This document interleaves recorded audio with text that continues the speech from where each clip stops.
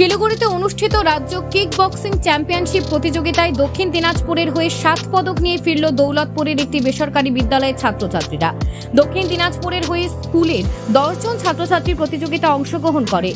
ওয়াকো India 5th West Bengal state kick boxing championship প্রতিযোগিতাটি শিলিগুড়ির রাধাবাড়িতে 9, 10 ও 11 মে অনুষ্ঠিত হয়। জয়ন্ত হেমব্রম ও আশিক রানা গোল্ড মেডেল পেয়েছে। সপ্তম সর্দার ও মাসুদুর রহমান সিলভার মেডেল পেয়েছে। পাশাপাশি ঋষিতা মেহেক, জাহিদুর রহমান ও শাহাবাদ শরীফ ভিন্ন ভিন্ন গ্রুপে ব্রোঞ্জ মেডেল পেয়ে জয়ী হয়। বুনিয়াদপুর স্টেশনে বিজয়ীরা পৌঁছাতে স্কুলের পক্ষ থেকে ফুলের মালা দিয়ে বরণ করা হয়।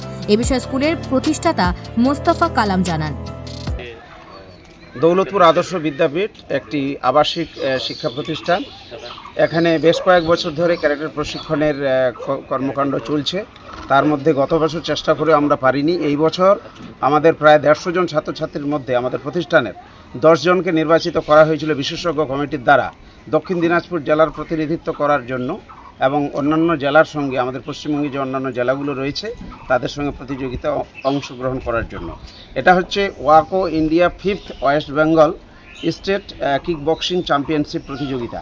এটা শিলিগুড়িতে বিগত 5 বছর ধরে অনুষ্ঠিত হচ্ছে। এখানে বিভিন্ন জেলাগুলো, আমাদের রাজ্যের বিভিন্ন জেলাগুলো অংশগ্রহণ করে। এই সুবাদে দক্ষিণ দিনাজপুর জেলার প্রায় 25 জন ছাত্রছাত্রী আমাদের ক্যারাটে প্রশিক্ষক মিস্টার নানক রায়ের নেতৃত্বে প্রতিযোগিতা অংশগ্রহণ করেছে। দক্ষিণ দিনাজপুরে 25 জন, তার মধ্যে আমাদের দৌলতপুর আদর্শ বিদ্যাপীঠে 10 জনকে এই প্রতিযোগিতায় অংশগ্রহণ করার জন্য নির্বাচিত করা হয়েছিল। তার মধ্যে দৌলতপুর আদর্শ বিদ্যাপীঠের তথা গোটা দক্ষিণ দিনাজপুরের মোট 3 জন স্বর্ণপদক জয়ী হয়েছে। তার মধ্যে 2 জন দৌলতপুর আদর্শ বিদ্যাপীঠের, যথাক্রমে জয়ন্ত হেমব্রম আমাদের 7ম শ্রেণীর ছাত্র এবং